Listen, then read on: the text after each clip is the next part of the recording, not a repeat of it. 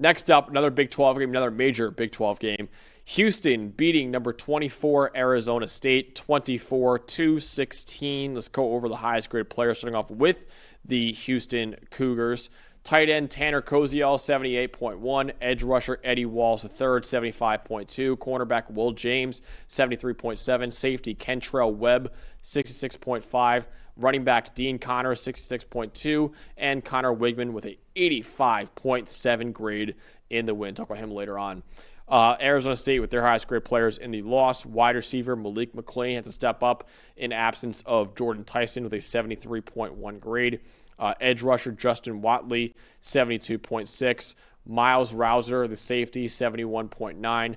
Edge rusher Elijah O'Neal, 71.4. Chemin Mateer, the tight end, 71.2. And Sam Levitt with a 70.5 grade in the loss. Dalton, what's the story in this game? The same story for me it's been for Arizona State the entire year. Is they abandoned the run game, and to me, that just threw off everything. Now, Sam Levitt got hurt early in this game, and Jeff Sims came in, and then Levitt came back out, and then he got hurt again later, and Sims finished the game. It was a whole mess with the quarterback situation. But look, it seemed like when Houston went up 10-0 by the end of the first quarter that Arizona State just decided, nope, we're not running the ball, and Sam Levitt, you're going to have to save us again without Jordan Tyson. And honestly, the minute that we heard was it maybe Friday that Jordan Tyson was out of this game, I immediately regretted picking Arizona State because I thought with Tyson this was going to be a dogfight with this what Willie Fritz has this Houston defense doing, man. I mean, they are so good at preventing explosive plays. They're physical up front. Carlos Allen, Eddie Walls, and those guys, they're great tacklers. They rally to the football. You're not going to beat this Houston team unless you bring a level of physicality like Texas Tech did earlier in the year when they beat them. You better be ready to go. And Arizona State, when they abandoned the run game, look at this, 14 design runs on the night, 53 dropbacks. Houston is daring you to play like that. They're to go into their secondary that just does not give up big plays. They're daring you to do that. That is the fewest design runs in a game. And 5 of those 14 were on the very first drive in the first quarter. That's the fewest in any game under Kenny Dillingham. 14 design runs.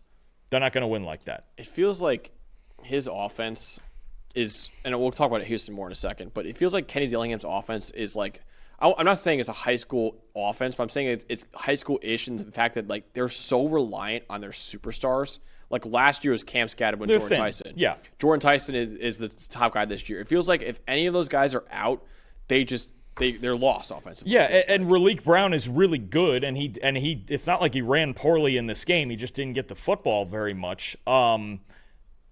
They're not. This has been a concern since I think the preseason for us is in the passing game especially because if you don't have that second threat in the passing game, you get what you have here where, if Jordan Tyson pulls a hammy, what do we have left? Oh, nothing. Oh, that's a problem. Okay, yeah. And Raleek Brown, I love Raleek Brown. He's a really good player. He's not Cam Scadden, right? So there had to be an element of this where they needed – because here's another thing, okay? Their run – and I've done this before on this show. I've done it multiple times already. We're going to do it again. Last year, they ran the ball 51.7% of the time, all right? 23rd, top 25 in the country. This year, that's under 40%. They're 109th in the country in run rate. And to me, they've never really – the Texas Tech game, you needed the Levitt heroics because you weren't beating that front seven. Fine. But I said it in the preview. If they come out and do this and they just say, hey, Sam, it's all on you, especially we didn't even know Jordan – I said that with assuming Jordan Tyson would be in the lineup. Yeah. And I was like, that's how you would lose this game. Now you don't have Tyson – and you get down 10-0 early, and you abandon the run altogether. I just has not been the same rhythm, the same flow to this Arizona State offense this year. And then Levitt, look, most of his great plays are out of structure. There's just not a ton in structure in this offense that's working consistently this year. It makes for high variance. You can come back against TCU and teams like that, but when you do this every single week and everything is just, hey, our best plays are out of structure, you're going to get the highs of beating a team like Texas Tech because Levitt's very talented, and you're going to get the lows of being shut out through 3 quarters in a game like this against a team that knows as well as anybody in the country right now how to prevent explosive plays. And I want to credit this Houston defense. This is a real force. You talk about BYU's defense, Cincinnati's defense is good. We know about Texas Tech. Houston's defense is a real force. They are a problem every single week if you're playing against them because they do not give up big plays. Something that's been a problem for Houston all year has been their pass protection. it was not a problem. It was a problem for Arizona State in this game. How about Houston with a 92.7 pass blocking grade in the win for the Cougars? Mentioned in the preview how Houston went into the week with the worst pass blocking grade in the entire Power 4. But I did mention, too, that Arizona State's pass rush was outside the top, I think, 110 in pressure rate this year. And their top pass rusher, Prince Dorbah, also did not play. So injuries hurt Arizona State. But even so, I did not expect Houston to dominate in pass protection like they did. This pass blocking grade, Dalton, is exactly 25 points higher than anything Houston's done all year. Best game for Houston in pass protection since the East Carolina game in 2017. 8 years ago was the last time that Houston had a pass blocking grade better than this 92.7 mark in this one. Only one pressure allowed on 24 snaps. That one pressure allowed was allowed by the offensive guard, James Brooks Jr. That was actually a sack, too, on Connor Weigman. Dalton, we actually have a stat at PFF, too, called beaten by defender. That was the only time a Houston pass blocker was beaten by a defender. So they didn't have a single loss. If you wonder what a beaten by defender is, it's basically, okay, did you lose your block and it didn't end up in a pressure? That never happened in this game. It happens usually a lot in other games. It did not happen. So that one pressure allowed by Houston was the only time an offensive lineman, a tight end, a running back, whoever was blocking, failed their rep, honestly. So incredible job by Houston's offensive line and their tight ends and their running backs for just completely shutting down Arizona State's pass rush. And I'll talk about him in just a second, but that led to Connor Weigman having a really career performance. No, it was what it is with Weigman now, and you mentioned he was only under pressure total 4 times all night, and the offensive line. 3 of them were his fault. Right, just holding, sometimes you hold the ball too long or you scramble, things happen. But, just like the Washington game, you go 4 times for an entire game. That's pretty good. What you're getting with Weigman that I kind of like with him is they're not asking him to do too much. He's only got 30 pass attempts once in a game this year. So, look, they're running the football with Dean Connors. They're running the ball with Weigman. Tanner Koziol, big factor in this game, 100 yards. Amari Thomas has become an occasional big play guy for them. But I like this toughness now that Weigman has, don't you? I mean, just with the designed run game and what they ask him in the biggest moments, hey, we're going to run quarterback power, man. This one's going to be on you. And it feels like just a different attitude than he had at Texas A&M, where it just seemed to be more finesse, and they wanted him to throw the ball 45 times a game and be really that guy with his arm. But I think he's embracing this mentality. But the pass protection is so big because even if you're only throwing the ball, say, 25 times a game, if you're under pressure on half of those, you're really cutting down your opportunities to get anything through the air. And they're not a flashy team through the air. They make a handful of plays a game that make a difference, whether it's Koziol or Thomas or even at times Weigman as a scrambler. But the fact that's a big difference. And you mentioned Dorbah being out. Arizona State's pass rush is right now non-existent without him. He's really taken to the attitude of Willie Fritz and this Houston team.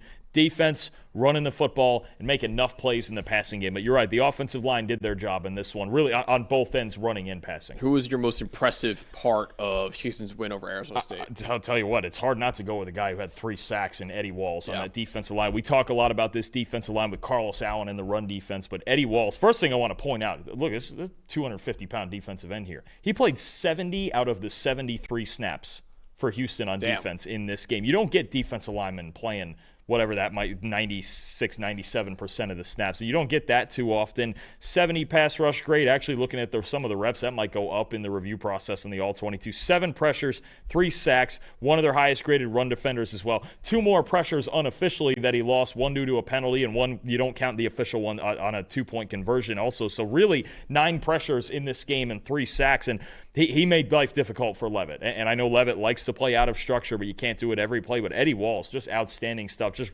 one of many players who was just terrific for this Houston defense, and they really have been every week. This is one of the best defenses in the country. They're awesome. Yeah, Eddie Walls is a guy that I love transferring in to Houston going into the year. I think we actually shouted him out as the defensive player to know on that side of the ball, and he's been great for them this year too. So shout out him for having a great game against Arizona State.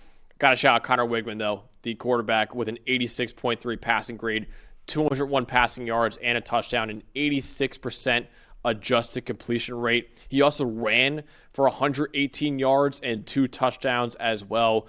incredible job by Connor Weigman, who, has not been great overall in his career, former 5-star recruit at quarterback at Texas A&M, but he's turned it around, it seems like this year, a little bit at Houston when he gets pass protection, and Houston gave him clean pockets all game, and he took advantage of them in this one for Houston. So great job by him. And how about this, Dalton? Houston's schedule the rest of the year: West Virginia, UCF, TCU, Baylor.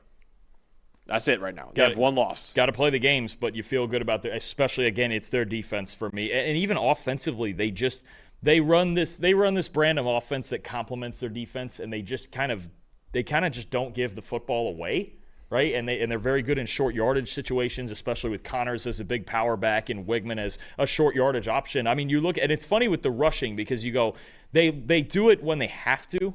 And you look at some of these games. Colorado, 90 yards rushing. They kind of need it in that game. Give them a jolt, right? Last week against Arizona. This week against Arizona State, 21 carries for 118. He's really embraced his role on this team, and he doesn't have to carry them. And I think Willie Fritz has just done a great job of relaying to him, hey, I'm building this team on defense, and I'm building this team on physicality. You're not going to come here and throw for 350 every week like maybe they wanted you to, but we're going to win ball games. They're getting it done right now. And look, for all the talk of BYU, Cincinnati, Texas, this team's right in it. You're only one loss to Texas Tech. You're right in this thing. And with their defense, man, especially against those teams you just mentioned, this Houston pass defense is a real problem. Some of those teams, TCU and Baylor, are interesting, but you feel good about their chances to keep a lid on it. And the fact that BYU still has to play Cincinnati and Texas Tech, and obviously Texas Tech has got to play BYU, Cincinnati's got to play BYU too. All of a sudden, Houston, the way they're looking with their schedule, they could have a pretty clean run to the Big 12 title game if they don't mess up the rest of the year. Sure. I mean, if they're and even then, even the conversation, if let's say you get the two undefeateds, and well, you're not going to get two undefeateds because BYU's playing Cincy. So I mean, the tiebreakers might get weird, but even then, if they didn't make the Big 12 title game for whatever reason, and they're sitting 11-1, what do you do with them? I mean, you kind of. I don't know if you have to, but you almost feel like you kind of have to. If their only loss is to Texas Tech, who also could be top 12 at that point, I mean, you got to start talking about this Houston team and their chances to make the playoff, which this may be, of all the weird ones we've seen, the most surprising one. This one or maybe Virginia, because I just didn't think offensively Houston would have enough, but they have enough, and their defense is just outstanding. Yeah, an incredible job by Willie Fritz right now in his second year at that program with a 7-1 record right now at Houston. Houston should be ranked, and they will be in the PFF top 25, but they should be ranked in the AP top 25, which would be their first ranking since 2022. So it's been 3 years since Houston has been ranked. They should be ranked this week after this big win over Arizona State.